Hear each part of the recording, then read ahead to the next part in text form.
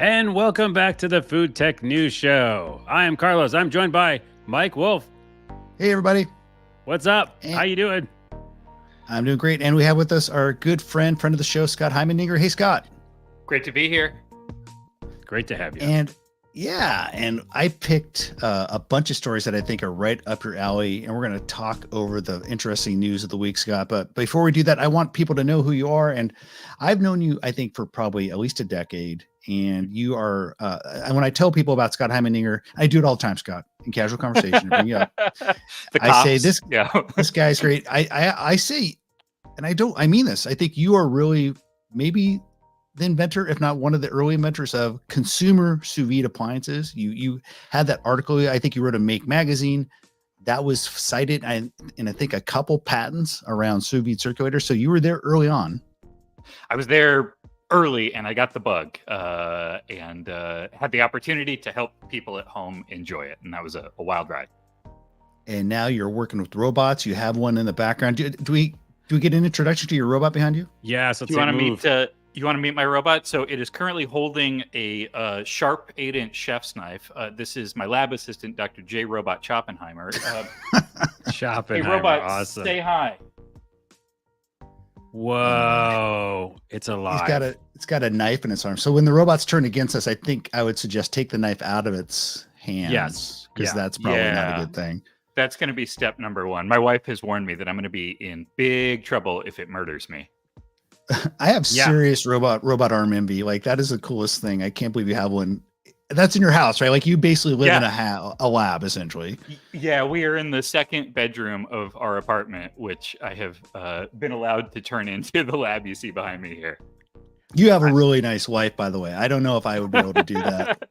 Yeah, she is amazing. This is quite a privilege to have the 3D printers and drill press and belt grinder in the guest room. I'm just noticing a bunch of knives, though, by the way. Yeah. Wow. The knife collection. I'm working on something new in knives, and so the knife collection has grown, and that's what the robot over here is for. Can the robot arm do knife throwing? Is like the new thing you're working on, like a robot? No, these are all bad ideas. These are bad ideas. By the way, we got to work on gripping first before throwing. Yeah, I think the banner works perfectly with what's happening right now. We love you, robots. Don't hit us with knives, please. Don't hit us with knives. And so we're excited to have you, and we have a bunch of great stories lined up, and we will talk more about what you're doing as we weave our way through it. But I thought this first story was perfect for you, Scott. I was really excited to see the news yesterday that Bloomberg dropped that they're working on robots for the home. Apple Inc. has been investigating a push into personal robotics, a field that has potential to become one of the biggest ever next big things, according to people familiar with the situation. I'm kind of reading and paraphrasing the Bloomberg article here. Engineers at Apple have been exploring a mobile robot that can follow users around their homes, according to sources. And the iPhone maker has also developed an advanced tabletop home device that uses robotics to move the display around. That's kind of weird. I'm not sure how that would work. And this is kind of the clincher for us. The original concept for the robot was a device that could navigate entirely on its own without human intervention, like the car, and serve as a video conferencing tool. One of the pie in the sky ideas within Apple was having it handle chores like cleaning dishes in the sink and maybe throwing knives. Oh no. So, I'm not surprised, quite honestly, that Apple is going into home robots. I think, on a 10-year time horizon, Scott, I see home robotics as being a fairly big thing. Obviously, Elon thinks that. There's the Fusion robot that we featured a couple weeks ago that's moving dishes around. So what do you think? Is this something you think Apple could really succeed at? I think they've got as good a chance as anyone, but I think robotics, just like self-driving cars, has been an area where we've continually overestimated how fast progress would come. And it's always been, the next new breakthrough is going to unlock things. But it is still really difficult to do for a robot to do easy stuff. Robots are really great in what we could call like deterministic scenarios, where the robot knows exactly where it is and it knows exactly where it needs to go. I'm going to pick up a bolt from here and I'm going to pivot over here and I'm going to insert it into this slot that's always in the same place. But they're not very good, or they've historically struggled a lot in an environment that isn't totally locked down, that where there's some variability. And even something like folding clothes, which sounds, like a relatively simple task, is really hard, even for robotics companies that have dedicated time and resources to just folding clothes. I watched a TED talk just a week ago from a person who's leading this at some university, and they had a robot and they programmed it to fold clothes, and it could fold like one shirt an hour, which is not great. Success. Yeah. Now, all that said, right, we have been in a moment of dramatic exponential change with large language models and, all the stuff that AI is producing. And a big part of what makes robotics difficult is understanding the world and communicating to the robot what you want it to do, right? Like, pick up the red sock off the floor and put it in the hamper is an easy sentence to say, but there's a lot to unpack there for semantic meaning. So who knows, maybe these models will help a lot of that. The other part is just that the hardware is expensive, right? Like a robot this size, which is small and inexpensive as these things go for like a real robot and not a toy, it's still heavy. The motors have to be strong and precise. There's a lot of structural component. There's a lot of metal. There's a lot of wiring, whatever, to make those things go. And, a company like Apple has been able to do dramatic engineering things. I'm wearing AirPods that 10 years ago would have been science fiction. So who knows? And I hope they do. But I would say this is an area where I'm not going to get my hopes up until, we see some real stuff.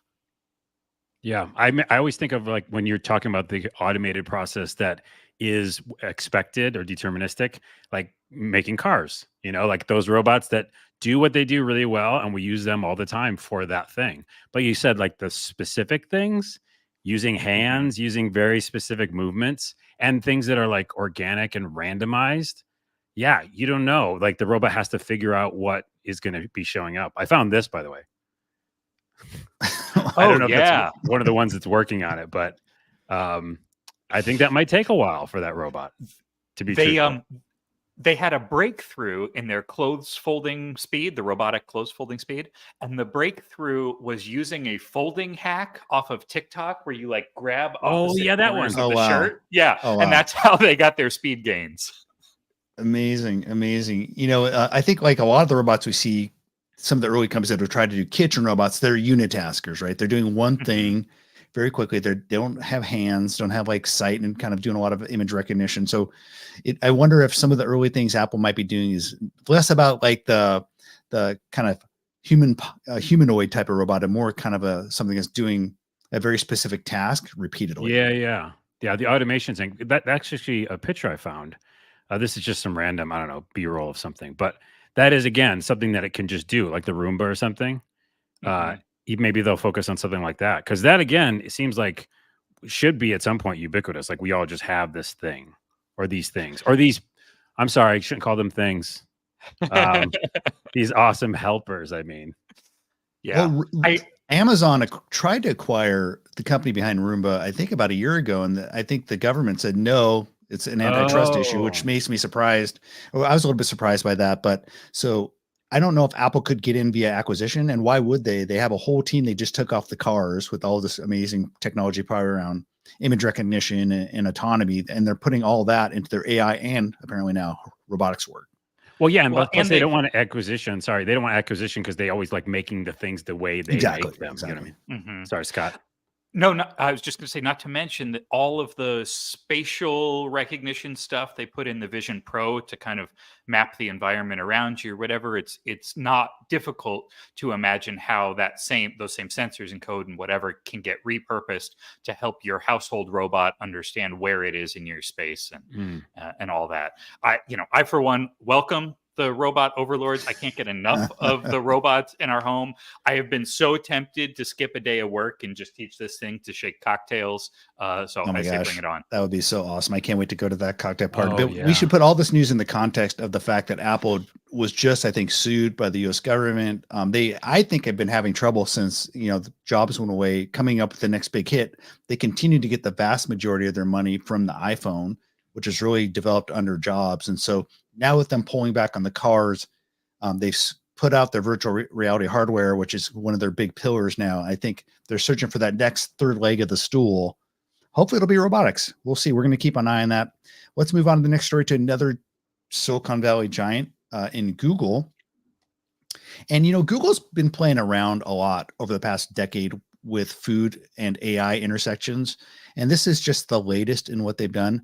According to Google, they created this new thing called Food Mood, which is a tool that creates a fusion recipe between two culinary cultures using their latest AI. It can provide a creative inspiration for your next meal. What you do is you select two countries, and the fusion generator will create a recipe. You can choose between starters, soups, main courses, or desserts. The folks at Lifehacker played around with it. They did a combo between Sri Lanka and Uganda cuisines, and Oman and Belgium cuisines. I have played around with it yesterday. I did one. Okay, let's do Irish and Mexican. They did a pretty cool looking meat meal, kind of a main course. So it's pretty fun to play around with. We've seen a lot of this kind of stuff over the past decade, Scott. These AI driven recipe generators. I feel like they've gotten a lot better. Even ChatGPT has gotten a lot better since 3.5 and since they moved to 4.0 on their language models. Have you been playing around with this? Do you think this is kind of the future of people looking for recipe suggestions? I don't think it's I think it's can be the future of people looking for recipe inspiration or ideas, or, a place to kind of like get you out of your normal zone. I personally don't think that the AI generated recipes are going to have much of a future in terms of the things that most people are cooking. In the same way that I don't think AI generated music has much of a shot in being the thing that most people listen to. I think we still care about who's behind it and what's this person's story and what's their point of view or whatever. So even though, these AIs are generating recipes that pass the what Turing's breakfast test or whatever, they still kind of are missing something. I played around with this tool a little bit. I gave it kind of like a decent starting point for Japanese and Cuban, and it came up with a Zen mojito that was like I'm listening. pretty good. Yeah. We had mango and mint and some other stuff. But then I thought, all right, immediately the next thing you do is try to trick these things up, right? To like push the boundaries. And so I thought, where might we come into conflict? So I chose Argentina and Indian. And of course, it did a dish with ground beef in it, which might not be the best fusion choice for Indian cuisine. Yeah, interesting. Yeah. I do think, though, that these models raise a pretty interesting question for the future of food blogs and cookbooks, in terms of how easy it is to create content that at first glance is pretty indistinguishable from something that was human created. I know you're kind of almost teasing the next story, and we'll get to that pretty soon. But yeah, I think you're right. I thought this worked pretty well. I think that the thing is, you're going to see a lot of influencers using this stuff and presenting it as their own, much like you do. Mm-hmm. You're seeing tons of like Mid-Journey content being thrown up all over the place. You could tell it's AI generated. I think it will be a lot harder to tell an AI generated recipe if they're getting good at it. You could tell AI generated art. Yeah, that's true. Do you think we'll be able to tell if, hey, this is an AI generated recipe? I think there will be sometimes there's obvious things that are wrong. So I asked it to mash up Spain and Iceland for a dessert, and it had me just folding oysters into yogurt. And that sounds like an AI thing to do, right? Yeah.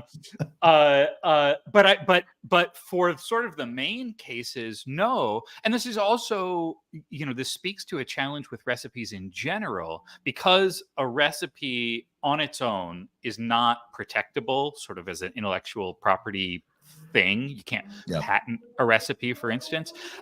It's really hard to trace where a recipe came from. You go to somebody's cooking blog and they've got a recipe for brownies.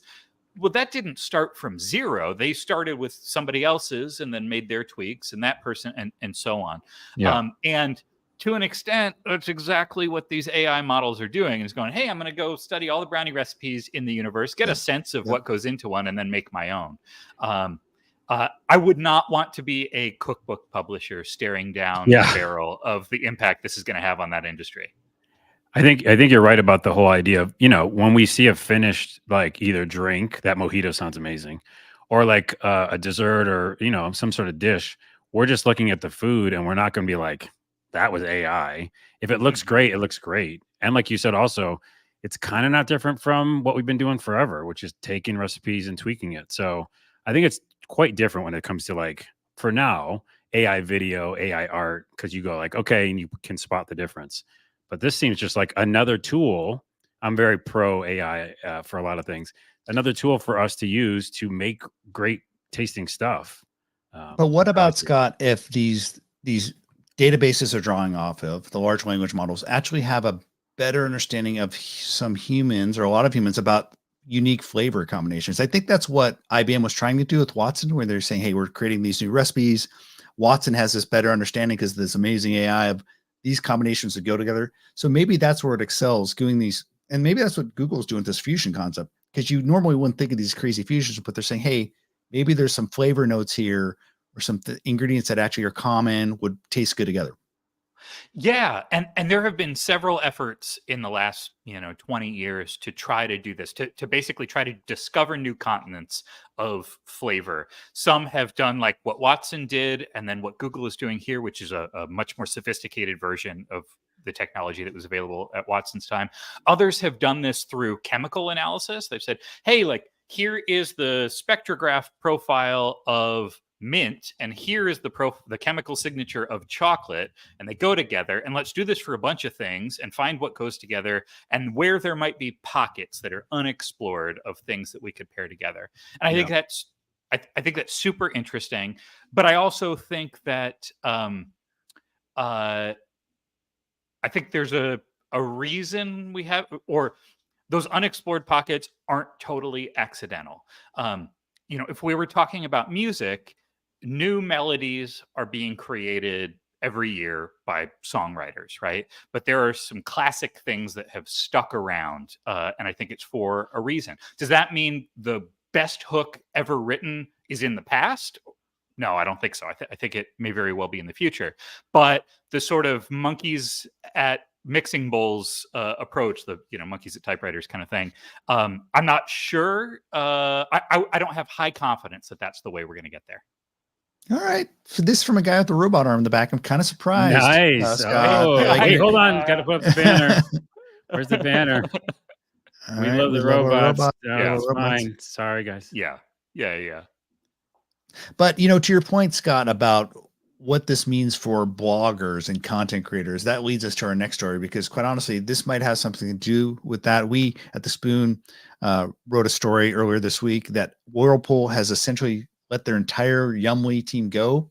You may remember Whirlpool acquired Yummly, I think in 2017, as a lot of these big appliance brands are ramping up their content efforts, looking at things like guided cooking and pairing, cooking videos with technology. And so it's a new era now. That seemed like almost a lifetime ago. And so I also think this is maybe an indication of possibly where some of the other appliance companies are going. I've been hearing from other people in the industry that companies like Samsung are looking at AI generated content to replace some actual people. So you have to wonder if maybe this is the direction that companies and to Whirlpool's maybe credit, they're not really a content company. So, some people might say, why did they ever own Yummly in the first place? Yeah. So, in times of cutting back, and it seems like a lot of appliance companies are coming back, this kind of makes sense. But I have to wonder if somehow this may have to do with, hey, let's use new technology to do this instead of humans. I think that's a big part of it. Whether or not that technology will actually provide value for the bottom line, or whether announcing that they're going to do an AI thing is something that Wall Street is going to react positively to, since everybody's looking to kind of tack that on these days. I will say, a lot of the almost all the big appliance companies chose at a point in time to bring in something that is a content wing, something that's meant to pair with their appliances. Whirlpool did it with Yumly. Electrolux bought Anova, which had these sort of content repositories for certain types of cooking. Breville bought Chef Steps to be a super high quality, content production arm. And I'm sure there are others that I don't know about. And that's tough. That's a really tough fit, because the business fundamentals of making small and large appliances are very different than the business of doing online content, and how you pay for that, and how you grow it and figure out what sticks or whatever. It's an odd pairing that kind of it makes sense in maybe a zero interest rate environment a little bit. Like, oh yeah, naturally people Yeah, want to know yeah. what to cook in our toaster oven. But when you actually have to start scrutinizing the P&L, it probably doesn't work out super well in most cases. And for some of these early stage startups, because a lot of these content communities, like you mentioned, Chef Steps, and also, well, Yummy, they did a thermometer. There's sometimes Anova, they're tied to a piece of hardware. So they're creating this hardware. They're building a community. This community went in and oftentimes bought this newfangled product. In both cases with Chef Steps and Anova, it was a sous vide circulator. Mm-hmm. When you go into a bigger appliance brand, does content sell refrigerators? Does content sell refrigerators? Does it sell dishwashers? That's not as easy a jump to make. No, it's not. And especially in the shifts that have happened in the last 10 years, but in particular the last 3 or 4 years, that have made it so much more difficult to track attribution to where your sales are coming from. So now you can't. You basically can no longer connect the dots between the omelet recipe we posted and the skillet we're selling, and to understand how one is lifting the other. That part is broken now. So it would not surprise me if we see a move that disconnects the content company from being owned by the device makers or device manufacturers, and that the way they work together is a little more lightweight and a little more opportunistic, to go, hey, can we sponsor some recipes in your library that use our thermometer? Right. Instead of having to own the whole thing. I'm of two minds of it, because we have been to, so many different kitchen tech shows and put a bunch of them on. Special kitchen summit coming up soon. But I feel like every time we see a product and then the software next to it, if it makes sense, it seems like a value add, and wow, that's really cool. I don't have to go anywhere else. It's all within the appliance, probably, right? The software's there, and I can also go to it on my phone. But when it doesn't make sense, it does seem at odds with each other. Well, you're trying to just add something just to add it. So I think it's really case by case basis. Yeah. And at the same time, I think the big guys like Samsung and others, GE appliances, are investing in artificial intelligence as a more humanistic voice interface or kind of connection interface. And you look at Samsung, they obviously are building out content libraries for their refrigerator. And also, interestingly, I have a Samsung TV now, and a lot of the channels I'm getting pushed to my face from Samsung is their own channels. So these guys are continuing, at least in certain arms of their business. Samsung makes a lot more sense to kind of build out a content arm versus someone like a Whirlpool, which all they're doing is pushing appliances into your kitchen, dishwashers and washing machines. It doesn't make as much sense. Yep. I also think that another challenge to this is, that big companies want to see growth out of all of their organizational segments, right? You got to grow or you're not doing it right. And growth is a really hard thing to continue to achieve for a recipe platform or a recipe site. And it's because, in my opinion, it's that nobody wants 10,000 recipes, or nobody is glad that you went from 10,000 to 20,000 recipes. They just want 100 really good recipes, or maybe 200 or 300 really good things that you can count on. King Arthur, for example, does this fantastically well. They make the grain, the flour, the whatever, and they've got bulletproof recipes that that you can trust. But they seem to be set up in such a way that they are not demanding, month over month user acquisition, retention growth, all this kind of stuff from their recipe platform in order to justify its existence. All right, we could talk about recipes all day, and I really love your opinions on them, Scott.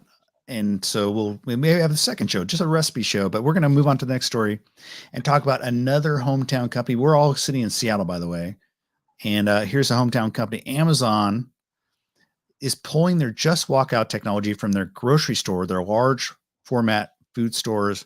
According to a story published in Information, Amazon's pulling the Just Walk Out, and it's looking to actually replace that technology with the Dash shopping cart. So these smart shopping carts that have been proliferating, I think, from a few different startups over the past decade. Instacart actually acquired a company, the Caper, that actually has a smart shopping cart as well. And so these shopping carts, much like the Just Walk Out, they use computer vision to recognize what the product is. They could read possibly a barcode and scan the products.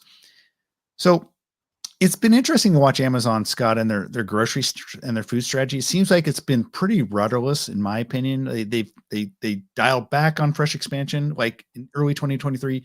Later in 2023, an executive said, "Hey, we're going to start expanding again." They've been putting the Just Walked Out technology into like stadiums, like here, I think at the Seahawks Stadium, you can see it.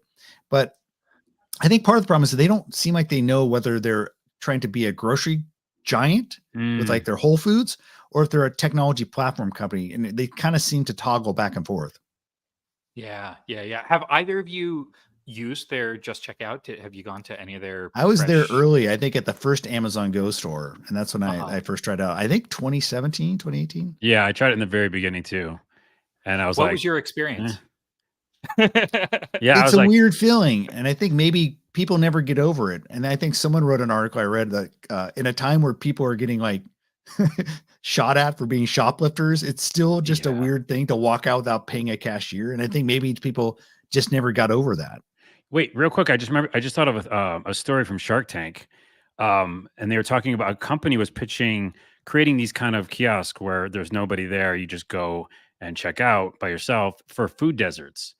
And that kind of makes sense, like for having like healthier food in places where you're just not going to get it. So just really quickly to jump to what my thoughts are on it, I think that works. This kind of model works for that. But for me and for a bunch of other people who have tons of stores around you, I have like 3 healthy food stores. Like it's fancy, you know what I mean? And so I like went into that and I was like, this is kind of cute, but I don't need to use it. Yeah. And it is in this sort of weird spot, because they were smaller in size, or at least the one that I went to was smaller in size. It was sort of like the most luxurious bodega. But that's sort of in this weird in-between place between a very nice vending machine and an actual grocery store. And so to your point, like if you've got other options around, it doesn't exactly fit into any of those slots perfectly. It also, this sort of the idea of the Just Walk Out, or, you're putting your stuff in your cart, feels to me like if you told me that this was demoed at the 1967 World's Fair, like I would believe you. Awesome. Right? That's funny. That's so true. Yeah.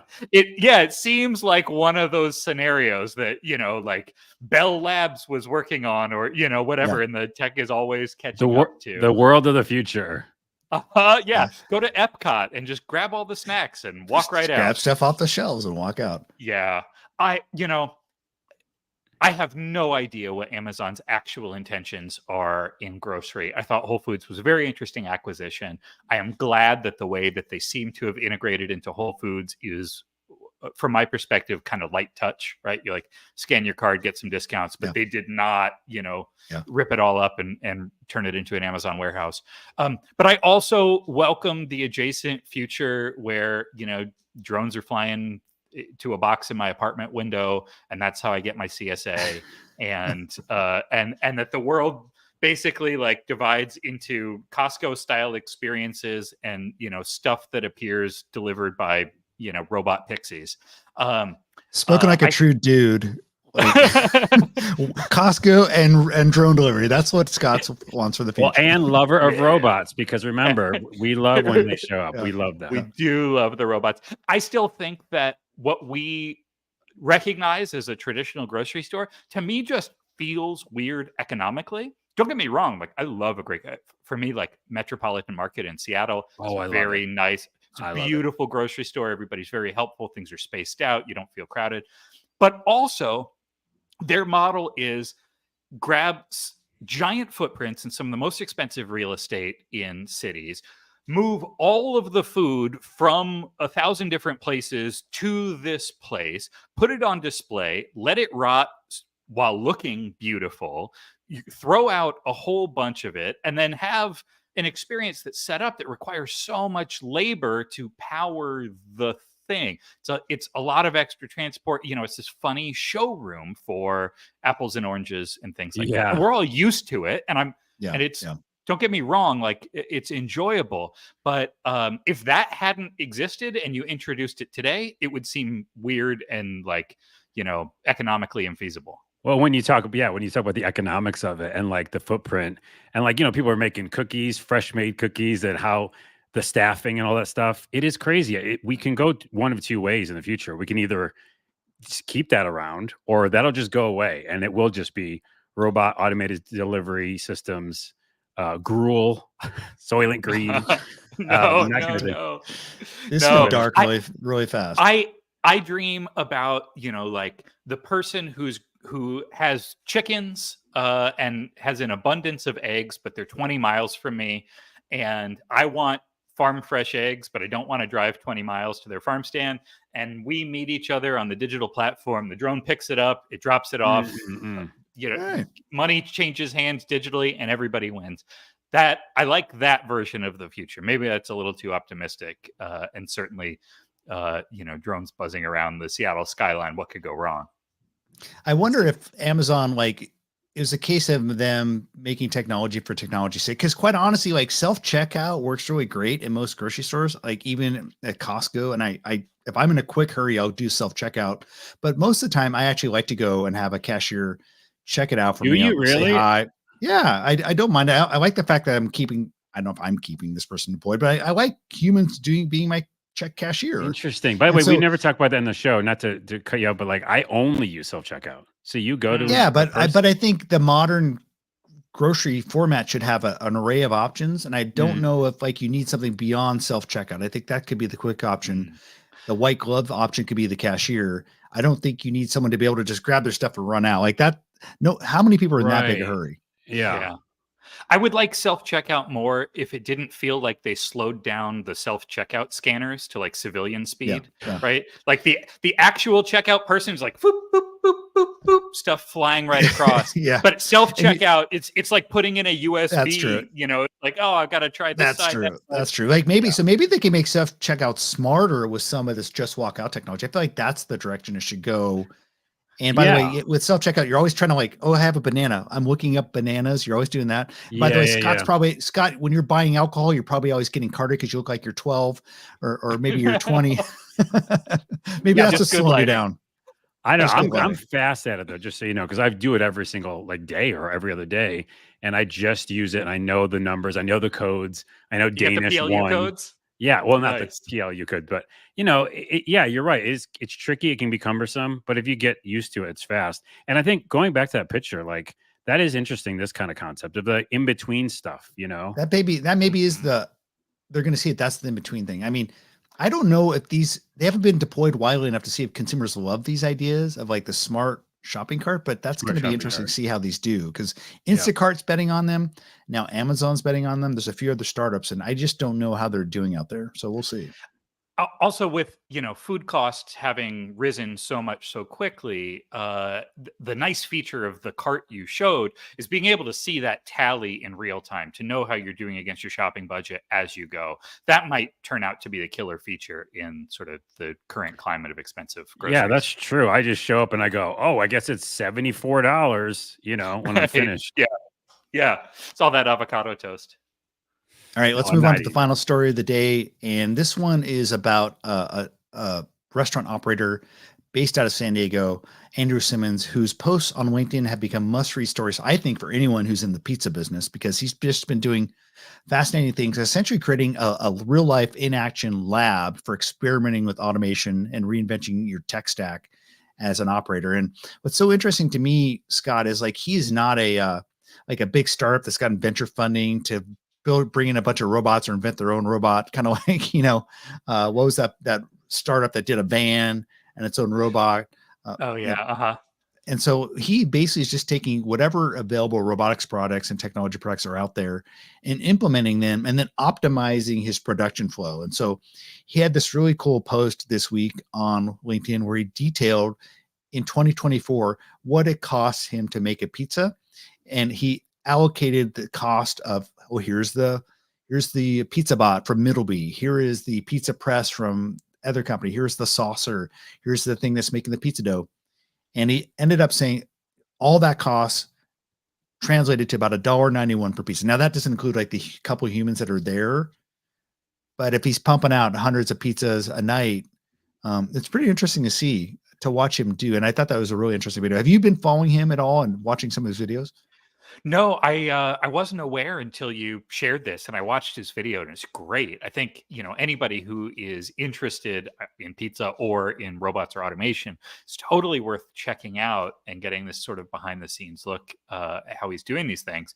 And I think the world needs more of all of this in terms of both robots and setups that aren't this sort of giant factory scale or aren't this money is no object scale thing, but also people kind of sharing how they're going through it or how they're piecing this stuff together. Do you guys ever fall down the YouTube rabbit holes of like how it's made kind of stuff, like factory footage or the like Korean bakery footage where it's just 45 minutes of somebody cracking eggs into a bowl or that? I haven't, but No? now I'm intrigued. Yeah. Oh yeah, it's great. It's like part ASMR, part great for an altered state of mind viewing. There are these long, boring videos that just show how stuff gets made in these. Sometimes they're giant factories, and it's all this huge automation. But most of the time, it's a very medium-sized thing. They've got a big stand mixer, and they've got some rolling racks, and you get to see what has been invested in, for special purpose tools and automation, what's still being done by human hands and the efficiency. And I'm not in any of that business. I'm not making, whatever souffle, pancake desserts or pizzas or any of that. But it's very inspiring to get a peek at the type of equipment and tools and stuff that are out there and how other people are putting this together. So I think that's absolutely wonderful. And just like my view of the kind of the AI revolution is that we're going through this big inflation period now where we've got these gigantic models that only Google and OpenAI and a few other places can afford to make and run, but that the real future is a bunch of small models, right? So a model that's just about cocktail recipes or a model that's just, whatever. And I think the same is true for some of this equipment automation. It doesn't make sense to have the same robot that can assemble a car be the robot to make a pizza. What he's showing in this video are, these are special purpose nozzles and dispensers specifically for shredded cheese, specifically for pepperoni. Yeah. They're not versatile. You can't use that if you decide to become a cupcake factory, but they're fast. And I thought about probably becoming not a that cupcake expensive. factory, by the way. Yeah. That's our second job. That's going to be our second. Yeah. It's so interesting you mentioned small language models. I wrote a piece on that, and there's a couple of startups that are basically doing that. And I think what they're doing is, hey, we want to create small language models around things like personalized nutrition or cooking, and then you plug those in or pair those with a large language model that has the knowledge of the world but doesn't have that deep, specific vertical information. And so that's kind of where the magic combination comes from. Yeah. Let me show that video real quick. We can show some of it. Oh wow. Yeah, the magic of technology. So what's interesting? So just watch. He's got the dough, prices it out. And again, it's like, following it step by step, like you're saying, all these different processes. I love this. The dough ball prep. He's got something for everything. He's got the presser. He weighs them. This is great for our podcast audience, by the way. The audio podcast. We're watching. We're watching video. We'll edit send you this a out. link, Look at this. maybe. Pressing, processing pie. 4 cents per pie. Boom. We need And the here's like the automated. golf duration. And what's interesting here is, unlike, when he started his restaurant in San Mateo, or not San Mateo, but down by San Diego, he was using the picnic pizza robot. With Mhm. this one, he started to play with the Middleby Pizza Bot, which he says is more expensive, but it actually takes care of more steps. Look at that. Just spins it, sauces it, adds pepperoni. Pretty cool. And I think the more this type of thing gets peeled back, revealed to, broad and general audiences, the more people will become inspired to like find a hole in the market, find a problem, and start a company or make a product SKU to try to tackle that thing. I haven't been to the National Restaurant Association show in a couple of years, but they've got all this stuff for restaurant and bakery and cafe operators to run their business, and it's very cool to walk in and see a spiral mixer that you could drive a Volkswagen into. But I think some of seeing more of this stuff, the really special purpose kind of here's the croissant folding Matic 2000 or whatever, Yeah. would be a really positive step for operators. By the way, you missed a naming opportunity. You should have just called it the Knife-O-Matic. The Knife-O-Matic, your new product. True. Speaking of pizza and robots, Mike, unless you had something else, I have a no. Let's see it. So I asked AI to make me a pizza robot. And again, I gave it no direction besides just pizza robot. So it gave me first this. So it's basically, for our audio listeners, it's a robot that has a pizza on its chest for some reason and is presenting a pizza. That seems kind of basic. And remember, there's a lot of different AI tools, Midjourney, et cetera, that are doing much better. I'm using a free version. That's definitely the free version. I can tell. The free version. Yeah. This next one I like quite a bit because it's half pizza, kind of a pizza robot. Again, pizza on its chest, presenting pizza, but it also has like a glass of tomato juice, I want to say. Yeah, which I always drink with my pizza, by the way. That's what you have with pizza, yeah. Yeah, of course. And then this one is kind of has a pizza box body, also making the pizza. And again, for no reason at all, has a pizza on its head, which is just a bad idea. A personal size pizza on its head. Personal pizza, yeah. So there this are one other. Also has it's got sort of the Cylon eye visor thing. Yeah. If it just stood up and looked straight at you, it would be intimidating. It's kind of like that. Wasn't that Battlestar Galactica? Battlestar Galactica, yeah. But as we like poke fun at we're this aging robot, ourselves, by the way. We're going to poke fun at this robot. We're also going to say, we love you, robots, and we're sorry that we're making fun of you. Okay. We love you, robots. You can hear. Yeah. Well, you have one with a knife. What are you doing? Yeah, it is pretty cool. Scott, this has been a lot of fun.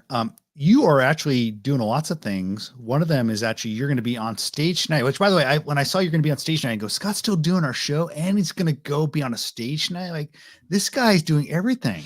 So tell us about what you're doing tonight.